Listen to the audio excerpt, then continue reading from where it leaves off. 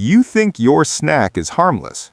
You think a crisp, a chocolate bar, or a quick cookie is just a small treat, harmless fuel for the day. But what if I told you that many of the most popular snack brands sold across Europe are built with cheap industrial ingredients that behind closed doors, scientists and regulators have repeatedly questioned? Not all snacks are equal. Some of them contain additives linked in laboratory and population studies to gut problems, metabolic harm, or chemicals of regulatory concern. Today, I'm pulling back the curtain. I've analyzed product labels, scientific papers, and EU safety decisions. I'm counting down 15 snack brands that, in my view, and based on the evidence, you should seriously reconsider buying. And because I'm not here just to scare you, I'll finish with 5 genuinely better options you can buy today. This is about knowledge, not fear. Let's begin. Top 15, Pringles. Pringles is everywhere. Tubs on kitchen counters, party tables, road trips. Open a canister and you'll see a neat ingredients panel with dehydrated potatoes, starches, vegetable oils, and, crucially, emulsifiers listed as E471 mono and diglycerides and often other processing aids. Emulsifiers like E471 are common in crisps, and while they're permitted in the EU, the broader class of emulsifiers has attracted scientific attention for possible impacts on the gut microbiota and inflammation in animal studies. If you snack on Pringles daily, you're repeatedly exposing your gut to industrially processed fats, starch matrices, and emulsifying agents, the very combination that makes ultra-processed snacks cheap, long-lasting, and highly palatable. 14. Walker's Many-Flavored Crisps. Walker's dominates the UK crisp market. Standard flavor varieties are primarily potatoes fried in vegetable oils with added flavorings and antioxidants. Seemingly simple, but the flavorings and seasoning blends can contain MSG-like compounds, yeast extracts, sugars, and sometimes acidulants and stabilizers to boost taste and shelf life.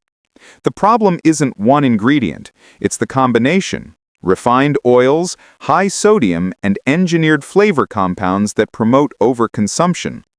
For people aiming to reduce ultra-processed food intake, frequent consumption of heavily seasoned, high-salt potato crisps, like many Walker's lines, is a reasonable target for reduction. 13. Doritos/Lay's flavored tortilla chips. Doritos and many highly flavored tortilla chip brands are structured products. Corn or potato base, vegetable oils, and intense seasoning blends loaded with flavor enhancers, sugars, and salt. These seasonings often include hydrolyzed vegetable protein, disodium guanylate or inosonate, and other taste amplifiers that make the snacks hard to stop eating.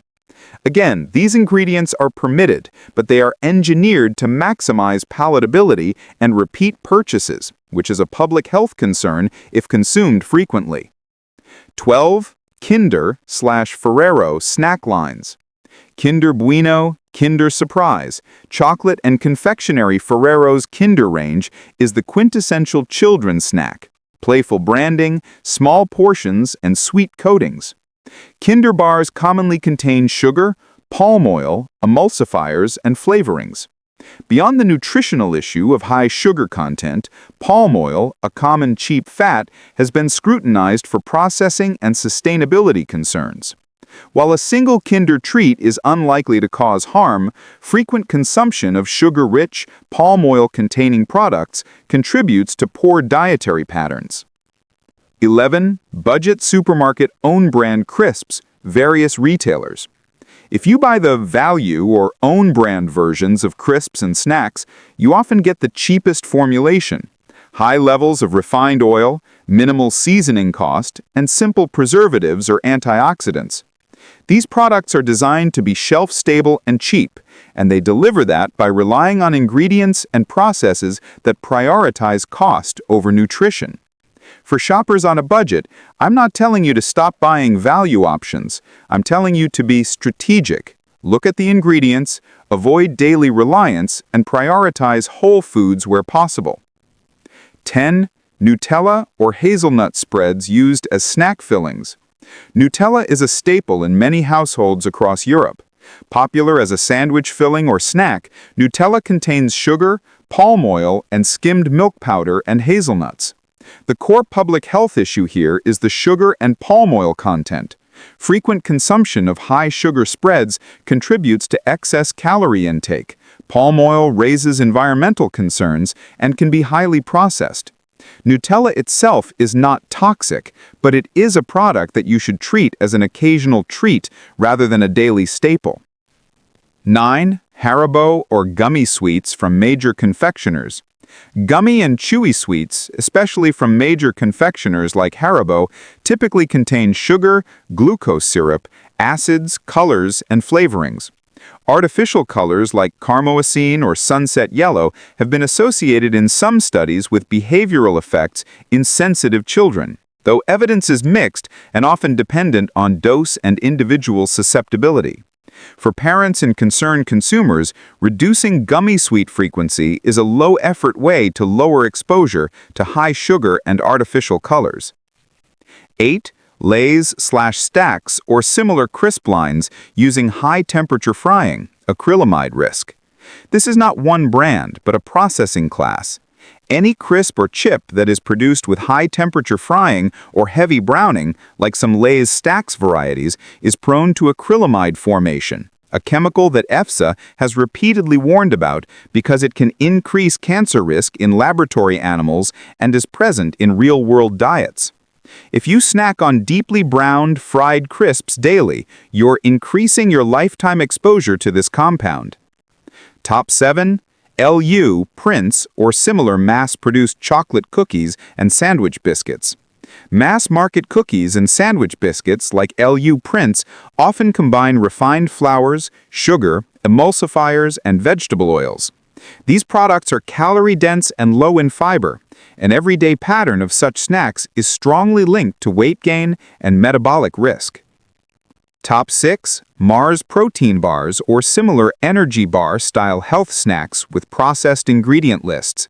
Many healthy-looking bars, including popular options like Mars protein bars, have long ingredient lists full of syrups, isolates, emulsifiers, and stabilizers. They're marketed as convenient nutrition, but are essentially engineered snacks. Read the label. If a protein bar contains more added sugars and emulsifiers than whole nuts and seeds, it's not a health food. It's an engineered snack packaged as one. 5. Tuck Original Crackers. You'll see a familiar cracker like Tuck Original and assume health. But these snacks use refined flours, added gluten, emulsifiers, and a high fat content. For those targeting better carbohydrate quality, these products are misleading and deliver high glycemic load with little fiber. 4. Little's part-baked baguettes or cheap, frozen then finished bakery snacks. Some supermarket bakery items, such as the part-baked baguettes found at Lidl, are part-baked in centralized factories and finished in-store. Processing aids and preservatives are often used to survive freezing and transport, ingredients not always obvious on the finished label. This heavy processing makes me wary of routine consumption of such products. 3. Cheap supermarket own-brand sweets with long additive lists. When a private label confectionery product costs very little, manufacturers find ways to reduce ingredient costs, cheaper fats, artificial colors, flavor enhancers, and preservatives. Some of these additives are under rising scrutiny. Again, we're back to the pattern. Cheap snacks equals engineered ingredients equals repeated exposure risk. 2. Skittles and confectionery that previously used titanium dioxide E171. Titanium dioxide E171 was a whitening food additive used in European confectionery and decorations. In 2021, EFSA concluded it no longer met safety standards for food use because of genotoxicity concerns.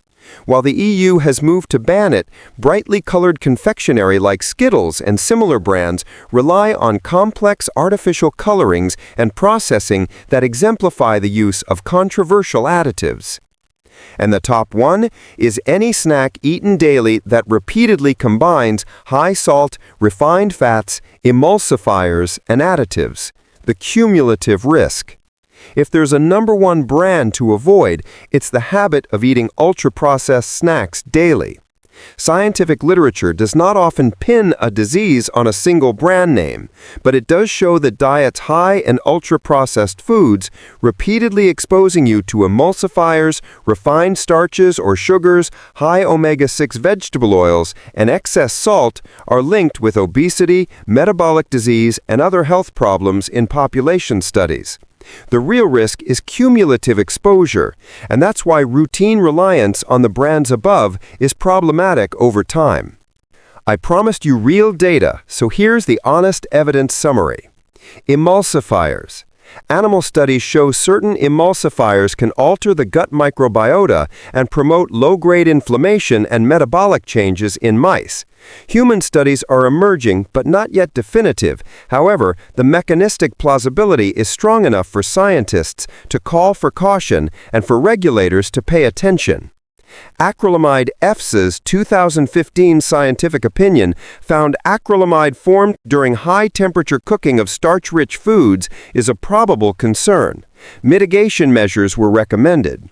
Crisps and chips are among the primary contributors to dietary acrylamide exposure.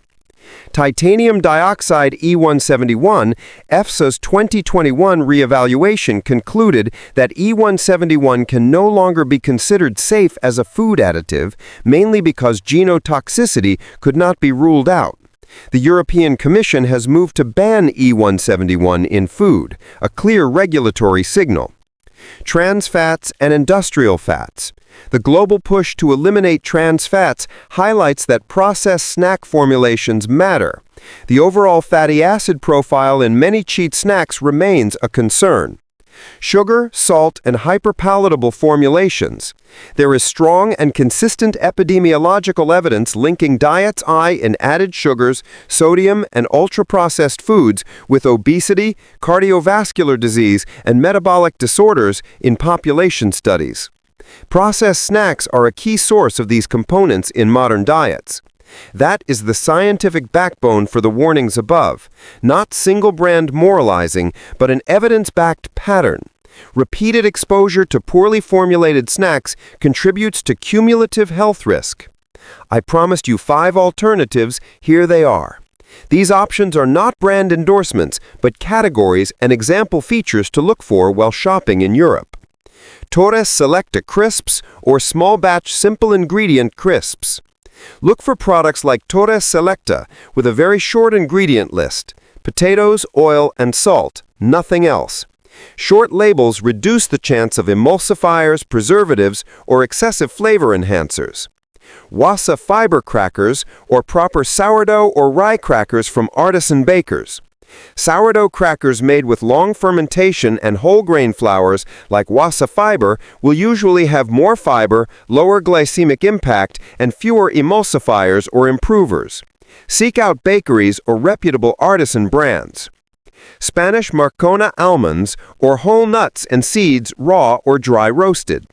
Plain nuts are nutrient-dense, fiber, healthy fats, and protein. Avoid versions with added sugar, hydrogenated fats, or long additive lists. Lindt Excellence 85% cocoa or dark chocolate 70% plus in small portions. Quality dark chocolate with short ingredient lists, such as Lindt Excellence 85% cocoa, can satisfy cravings and reduce overall sugar intake compared with milk chocolate bars. Look for high cocoa content, minimal added vegetable fats, and no white coatings. Homemade popcorn or air-popped corn with minimal oil and salt. Popcorn is a satisfying whole grain snack if prepared simply.